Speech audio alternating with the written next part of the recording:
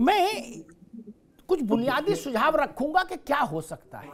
बहस तो ये थेतरई तो अनंत काल तक चल सकती है क्या, कि अगरबत्ती पे भी सर्टिफिकेट लाओ, धूप बत्ती पे भी सर्टिफिकेट लाओ, लोबान में भी सर्टिफिकेट घुसाओ। तमाशा का तो मूर्खता की कोई लिमिट नहीं। खैर, मैं कहता हूं खुले शब्दों में बात करो, ये देश की तासीर ये कहती है कि गाय और सुअर, एक आबादी सुअर के गोश्त से परहेज करती है, बिल्कुल अस्पृश्य मानती है, और देश की बहुसंख्यक आबादी गाय के गोश्त के बारे में सोचना भी नहीं चाहती। ठीक, और एक आबादी के लिए शराब का मसला है? तीनों चीजों पर संघर्ष है ना। खाद्य पदार्थों में ये बात अनिवार्य हो जाए कि इसमें गाय और सुअर से जुड़ा कोई कंपोनेंट तो नहीं है, बात खत्म हो गई। ये कंपनी की लीगल लायबिलिटी हो जाए, लेकिन ये अलग से दुकान मंजूर नहीं हमको ना। बिल्कुल नहीं सर, बोले मौलाना साहब जारी करेंगे सर्टिफिकेट, मौलाना साहब कैसे जारी करेंगे? नहीं मौलाना साहब ने चलाएंगे सर, लिखा हुआ वो नदवी अभी नहीं, अभी आवाज नहीं जा रही किसी की आवाज नहीं जा रही। फिर जो लोग आज इतनी शिद्दत से यहां चर्चा कर रहे हैं कि देखिए आस्था का मसला है और इसमें छेड़छाड़ नहीं, अच्छी बात है, हम सम्मान करते हैं, लेकिन वो ये भी बता दें, वो बंगाल में, वो केरल में, वो और जगह बीफ के मामले में डिस्को भांगड़ा करने लगते, कहते ये तो खाने की आजादी है, खाने पर रोक लगाओगे।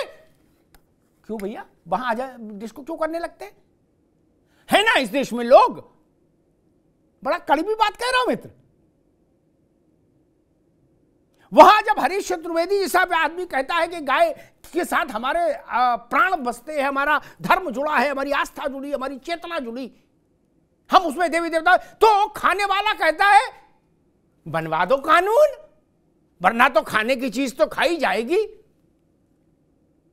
क्या सच नहीं कि केरल में चौराहे पर गाय काटी गई, एक राजनीतिक दल के लोग रहे वहां, क्या सच नहीं है? तब ये रास्ता ठीक नहीं। और प्रमाणन के नाम पर किसी भी निजी दुकान को स्वीकार नहीं किया जा सकता। आस्था सबकी स्वीकार, लेकिन नई दुकानें स्वीकार नहीं, निजी दुकानें स्वीकार नहीं, जो सैकड़ों हजारों करोड़ की समानांतर अर्थव्यवस्था खड़ी कर दे, नहीं। और जिन लोगों ने एक सवाल उठा था कि वो कौन लोग हैं जो प्रमाणन लेने जाते, शायद तारिक भाई ने कहा था, विदेश को छोड़िए, मैं देश की बात करूं, अगर ऐसी ही खुराफात बहुसंख्यक आबादी की तरफ से लोग कर देंगे, मैं खुराफात शब्द का इस्तेमाल कर रहा हूं, तो जिसको यहां बिस्कुट बनाना है उसको तो उनके यहां से एक नहीं दो प्रमाणन लेने की मजबूरी है। नहीं बेचेगा कहां, बेचेगा कहां, खुद खाएगा? अभी इस देश में हिंदू ये तय कर ले कि हमको भी ये तमाशा करना है, कहां बेचोगे? इसलिए इस तर्क में दम नहीं है कि भाई कंपनियां गई क्यों। आपने शर्त रख दी कि हम सामान इस्तेमाल नहीं करेंगे आपका, उनको तो बेचना है, अलीगढ़ में भी बेचना है, बरेली में भी बेचना है, गुलावटी में भी बेचना है, सहारनपुर में भी बेचना है। लेकिन अगर इसी की प्रतिक्रिया में हिंदू ने ऐसी व्यवस्था तय कर दी तो देश कहां जाएगा? इसकी जांच होनी ही चाहिए। और केवल हम लोगों ने तभी इस पर चर्चा की प्रमाणन, लेकिन उत्तर प्रदेश की सरकार ने जब रोक लगाई तो रोक लगाते समय जो एक उसका औचित्य वक्तव्य जारी किया हरीश जी, उसमें उस सरकार ने इस बात को इंडिकेट किया कि इस बात की संभावना से इनकार नहीं किया जा सकता कि इसके सर्टिफिकेशन के नाम पर और उसके रिन्यूअल के नाम पर आने वाले हजारों करोड़ रुपए सालाना की जो आय है वह देश विरोधी ताकतों की फंडिंग में जा रही हो। I really like it, yeah. Stabiliser का खर्चा? टॉप एंड एलईडी टीवी है, स्टेबलाइजर की जरूरत ही नहीं है। अच्छा, फिर तो उसकी जरूरत पड़ेगी। इतनी महंगी टीवी लेकर स्टेबलाइजर नहीं लोगे तो फिर प्रार्थना की जरूरत तो पड़ेगी ही ना। सिर्फ एक फ्लक्चुएशन आपकी महंगी एलईडी टीवी के पार्ट्स को डैमेज कर सकता है। उसे सुरक्षित रखें वी-गार्ड स्टेबलाइजर के साथ। V Guard, India's number 1 stabiliser. Car garage network great, claim cover great, price wait वाह, प्राइस भी great. Tata AIG car insurance, trusted नाम, फैंटास्टिक नाम। वो आतंक से फैलाने वाले संगठनों के मददगारों के पास जा रही हो, ये छोटी बात है क्या? ये नहीं चल सकता। जांच हो जाएगी, ठीक है। और जब खाद्य पदार्थों में क्या मिला है क्या नहीं मिला, इसके लिए एक बाकायदा केंद्र सरकार के द्वारा स्थापित मानकीकरण ब्यूरो है। उसकी इजाजत के बिना आप एक टॉफी नहीं बना बेच सकते, एक बिस्कुट नहीं बेच सकते। तो छोटी छोटी टपरियां क्यों खोली? आप नमाज पढ़ाओ ना भाई, पंडित जी सत्यनारायण कथा कराएं, मौलाना नमाज पढ़ाएं। आप ये काम भी शुरू कर दिए। बोले नहीं, मन थोड़ी तबीयत टोटे टोटे हो रही है, मुहर मारेंगे। अरे भाई साहब, आप वैज्ञानिक भी हो गए। नहीं, आइए, ये संभव नहीं। दो विषयों का मसला है, गाय और वो दूसरा। उस पर एक सरकार स्थिति स्पष्ट करे, एक नियम बन जाए कि भाई जो भी उत्पाद होंगे उनको इन दो चीजों के बारे में स्पष्टीकरण देना होगा, बात खत्म हो गई। और वो बात आई थी तो इस देश के ताने बाने को समझिए। मैं एक इशारा करूंगा, गाजियाबाद से सहारनपुर तक जाइए,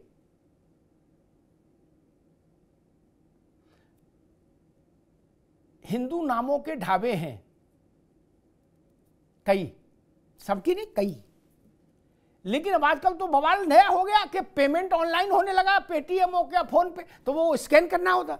स्कैन करो तो नाम आता है दूसरा। ये क्यों हो रहा है?